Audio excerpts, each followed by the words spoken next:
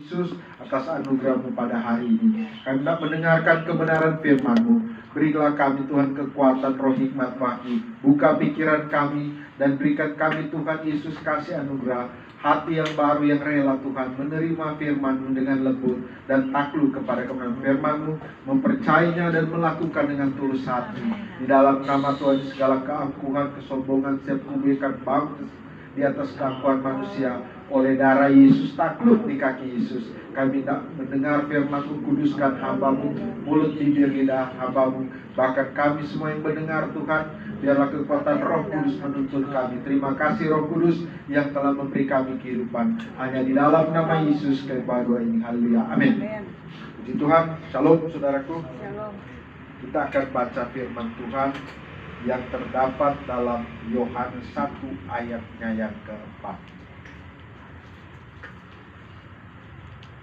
Yohanes 1 ayat 4. Kalau sudah dapat, bolehkah kita bangkit berdiri? Saya akan bacakan untuk saudara dan sama-sama.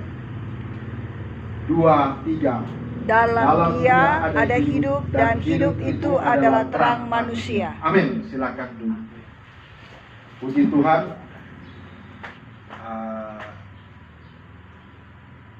Saudara tahu, kadangkala kita tak sadar bahwa kita masih hidup. Kita hidup. Saudara, karena saya pernah merasakan mati, bukan mati koma lah gitu. Jadi saya mengerti arti kehidupan. Karena saudara tahu, ini pengalaman ya, saya pribadi.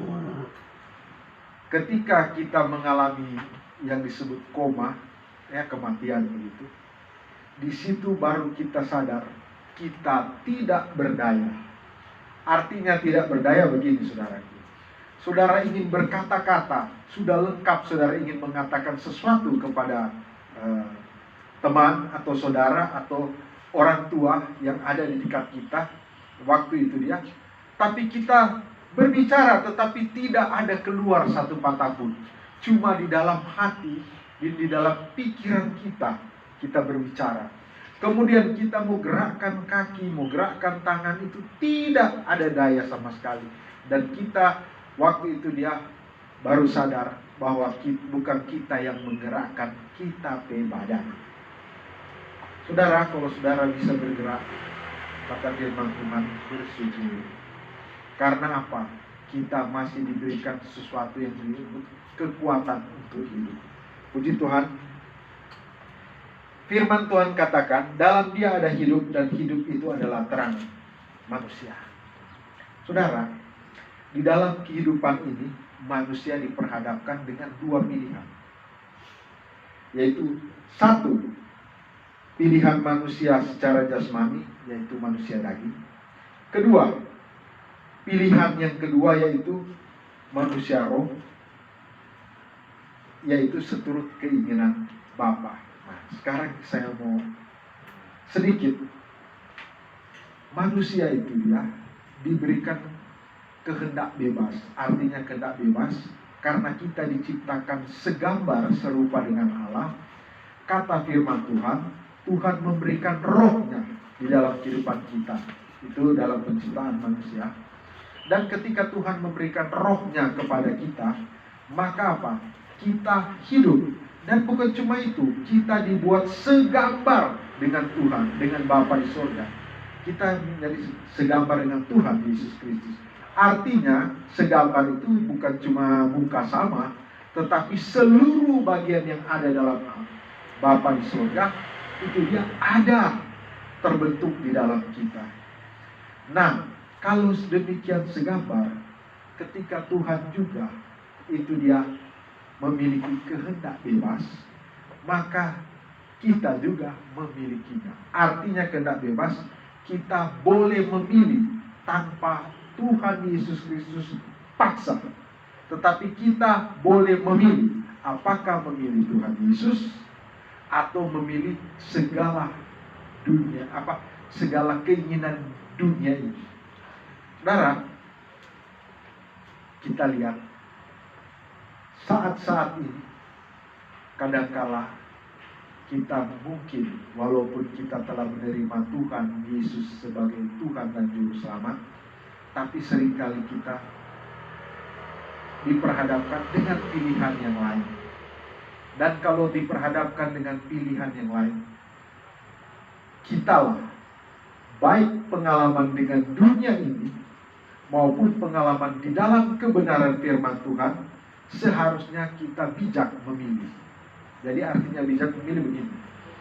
Kalau kita pernah Tuhan Yesus buka orang berpikiran untuk mengerti firman-Nya, kalau kita pernah ditolong Tuhan Yesus, disembuhkan, bukan cuma disembuhkan, dilepaskan dari segala yang jahat, sakit penyakit, alangkah bijaknya kita memilih Dia.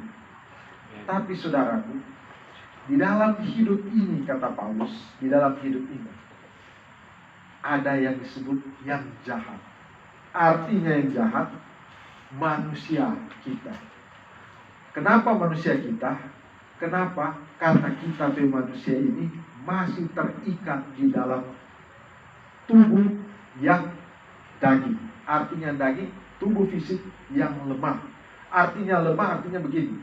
Dia mau takluk kepada siapa saja, tapi dia sendiri itu dia gampang dipengaruhi oleh siapa saja. Dalam artian Bapa, Anak dan Roh, hanya Tuhan Yesus Kristus, dan juga dipengaruhi oleh penghulu-penghulu dunia ini. Saudara, mari. Kalau kita memilih daging atau jasmani atau pola berpikir manusia, kita baca dalam Yohanes 8 ayat 44 dikatakan begini. Ini kalau kita memilih dunia ini. Iblis yang menjadi bapamu dan kamu ingin melakukan keinginan bapamu. Ia adalah pembunuh manusia sejak semula dan tidak hidup dalam kebenaran. Sebab di dalam dia tidak ada kebenaran. Apabila ia berkata dusta, ia berkata atas kehendaknya sendiri. Sebab ia adalah pendusta dan bapa segala dusta. Saudara, kalau demikian, secara otomatis kita tidak ada bisa netral. Karena apa? Secara otomatis kita akan pilih bapa pendusta. Karena di luar bapa pendusta adalah kebenaran. Di luar kebenaran adalah bapa pendusta. Dalam Roma 1 ayat 1, sebab sekalipun mereka mengenal Allah, mereka tidak memuliakan Dia sebagai Allah atau mengucap syukur kepadanya. Sebaliknya pikiran mereka menjadi sia-sia dan hati mereka bodoh menjadi gelap. Saudara, inilah konsekuensi kalau orang memilih kekuatan-kekuatan dunia ini. Artinya segala hikmat dunia ini. Artinya segala kesenangan dunia ini. Dalam Yudas 1 ayat 8, namun demikian orang-orang yang bermimpi-mimpi ini juga mencemarkan tubuh mereka dan menghina kekuasaan Allah serta menghujat semua yang mulia di surga. Saudara, kalau saya baca ini adalah kita menggunakan tubuh ini dan roh manusia kita takluk kepada roh-roh dunia, kata firman Tuhan, yang lemah dan miskin ini. Dan apa jadi kalau kita takluk kepada roh-roh dunia yang lemah dan miskin ini? Sangat mungkin, kata firman Tuhan, kita akan menghina Allah. Bukan cuma itu, akan menghujat semua yang mulia di surga. Bukan cuma itu, kita akan mencemarkan tubuh ini dengan segala sesuatu yang yang jahat. Saudara, kira-kira kalau yang kita lakukan ini ada konsekuensi enggak? Pasti ada. Kenapa saudara? Kalau kita membeli yang jahat, konsekuensinya kita akan dibawa perbudakan yang jahat. Kalau dibawa perbudakan yang jahat, kita juga akan apa? Dikatakan mati. Ada firman Tuhan katakan begini.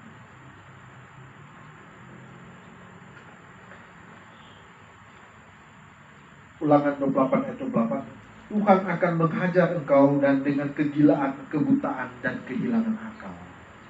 Orang yang bekerja, orang yang hidup dalam dunia kedagingan, orang akan apa? Buta, kata firman Tuhan.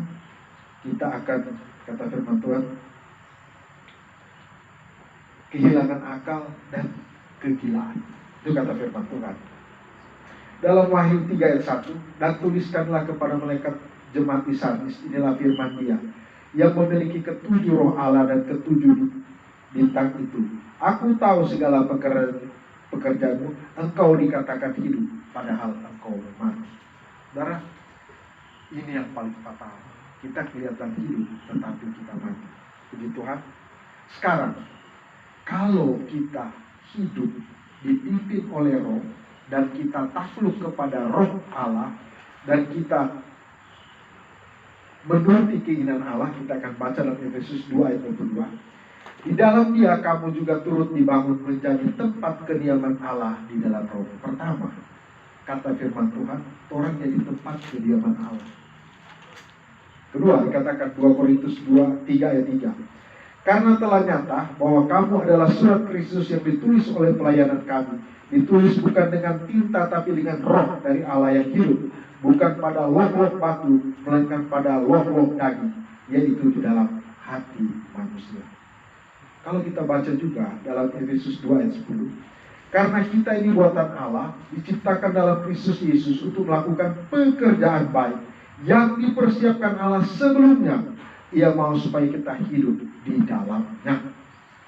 Saudara, kalau kita memilih Allah, maka genaplah firman dikatakan tadi. Kita baca dalam Yesus 2 ayat 10. Kita boleh melakukan pekerjaan baik. Bukan cuma itu, ternyata kita memilih Allah, sebelum kita ada, kita telah dipersiapkan. Dan supaya, kata firman Tuhan, Allah mau kita tinggal di dalam Dia. Saudara, kalau kita memilih roh dan kita hidup di dalam kebenaran, hidup dipimpin oleh roh, kita punya konsekuensi, saudara. Saya akan baca dalam Yohanes 15 ayat 7. Jikalau kamu tinggal dalam aku dan firmanku tinggal dalam kamu, mintalah apa saja yang kamu kehendaki, kamu akan menerimanya.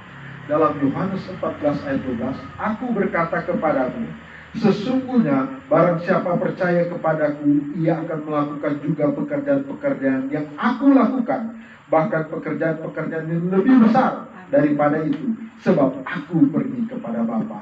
Kolose 3 ayat 3, sebab kamu telah mati dan hidupmu tersembunyi bersama dengan Kristus di dalam Allah. Artinya, segala sesuatu yang Allah punya, yang misalnya ketika orang sakit, orang tumpangkan tangan atas orang tubuh ini, maka pasti terjadi kesembuhan. Karena apa?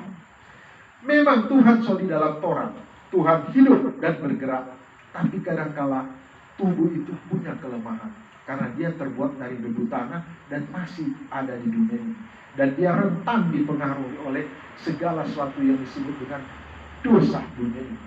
Tapi kalau kita menundukkan, kita berdoa seturut kebenaran firman dan kita percaya apa yang jadi, kita akan disembuhkan. Bukan cuma itu, hari-hari kita Tuhan akan pelihara. Baik makan kita, baik minum kita, fasilitas kita di dunia ini, entah mau berpergian, pasti diberikan fasilitas, apakah kendaraan, apakah fasilitas lain. Bukan cuma itu, di dalam kehidupan kita Tuhan kasih perlindungan. Perlindungan itu bukan cuma rumah, saudaraku, tetapi dimanapun tempat kita berada, di situ Tuhan turut beserta. Dan dimanapun kita berada, kita merasakan apapun, Tuhan tahu. Kalau demikian, Tuhan tahu segalanya dalam hidup kita. Mari kita hidup dipimpin oleh Roh. Kenapa penting dipimpin oleh Roh? Saudara, ketika saudara datang, mau memuliakan Tuhan, mau menyembah Tuhan, mau menyenangkan hati Tuhan, mau melakukan kebenaran firman Tuhan, saudara, kita datang ke tempat ibadah itu adalah juga menyenangkan Tuhan, saudara. Kenapa? Di situ kita belajar melakukan kebenaran firman Tuhan. Kalau kita melakukan kebenaran firman Tuhan, itu sampai senang. Bapa di surga, Tuhan Yesus, dan siapa lagi? Roh Kudus. Kenapa saudaraku? Ada satu pertanyaan, ada teman pernah bertanya kepada saya begini. Kita tak pernah dengar Roh Kudus berbicara. Satu. Kita tidak tahu kalau bahwa manusia itu boleh dipimpin oleh Roh. Dan ketiga dia bilang begini, kita tidak tahu bahwa Roh Kudus itu boleh mengadakan. Karena kita tadi baca di dalam Yohanes 19 ayat 7, jikalau kamu tinggal dalam aku dan firman-Ku tinggal dalam kamu, minta apa saja yang kamu kehendaki, kamu akan menerimanya. Dia bicara demikian, bahwa dia tidak merasakan. Lantas saya bertanya, adakah satu saat Ngana mau dengan Ngana hati mau tulus, Ngana mau datang ke ibadah? Oh, pernah. Adakah satu saat Ngana lihat ada orang berkekurangan, Ngana mau memberi dengan sukacita, dengan rela hati? Oh, pernah. Adakah Ngana pernah mendoakan orang walaupun Ngana tidak dekat dengan dia, ada berjauhan, tetapi Ngana teringat dia dan Ngana tulis berdoa untuk kebaikan dia? Lantas dia tadi bilang, pernah. Itu tandanya bahwa Roh Allah telah bekerja sama Ngana. Kalau kita memberikan respect, artinya respect, kita mau memberikan, kita buka, oh, dia telah bekerja. Roh Kudus ini kita, pakai kita, tolong kita untuk apa yang Roh Kudus mau, kita harus lakukan. Maka kata firman Tuhan, kita telah menggenapi kebenaran firman, dan kita akan jadi kesayangan Bapa. Karena yang datang siapa? Roh Bapa itu yang mengerjakan kebaikan. Karena Allah, kata firman Tuhan, Allah turut bekerja untuk mendatangkan kebaikan. Artinya di dalam kita telah diberi Roh Kudus. Dan Roh Kudus itu bukan cuma sekedar penolong, tetapi dia sendiri akan mengubah hidup kita untuk apa? Menjadi seperti yang Bapa mau, Bapa inginkan. Kalau itu terjadi, kata firman Tuhan tadi apa? Minta apa saja, maka apa? Tuhan akan berikan. Karena siapa yang memberikan? Roh Kudus langsung. Ya, pakai 1, 2, 3. Cuma orang berkerinduan dalam hati, pikiran kita benar di hadapan Tuhan seturut kebenaran firman. Firman itu menjawab. Karena apa? Yesus adalah firman. Bukan cuma itu, Yesus sendiri melakukan firman. Dan Yesus itu bertindak dalam kebenaran firman. Dengan firman dan oleh pertolongan Roh Kudus, kita akan melihat segala janji Allah dalam hidup kita apa? Digenapi. Puji Tuhan, saudara. Lalu bagaimana kita hidup di dalam Roh? Artinya dalam Roh, bagaimana kita peka dan bagaimana kita mau Roh itu memimpin kita. Bukan cuma itu, bagaimana kita bersikap supaya Roh itu dia senantiasa memberikan keinginan-keinginannya di dalam hidup kita. Dalam Yakobus 1 ayat 1, sebab itu buanglah segala sesuatu yang kotor dan kejahatan yang begitu banyak itu, dan terimalah dengan lembut firman yang tertanam dalam hatimu, yang berkuasa menyelamatkan jiwamu. Benar? Kelihatan kata-kata ini sederhana, tetapi kata-kata ini lebih dari itu, makna yang lebih dalam. Artinya kita harus bertindak. Nah, bertindak itu begini. Ketika ada satu momen akibat satu tindakan atau satu pola berpikir, maka kita terjadi pertengkaran. Itu biasanya dalam suami istri. Istri mau untuk melakukan ini dulu, ini. Tapi suami berpikir, saya melakukan yang sana dulu. Setiap manusia itu ada pemikiran yang berbeda. Karena apa? Tidak ada satu manusia pun, tidak ada di dalam dunia ini manusia yang sama, kecuali Yesus. Tetapi kalau ada 6 miliar, ada 6 miliar perbedaan.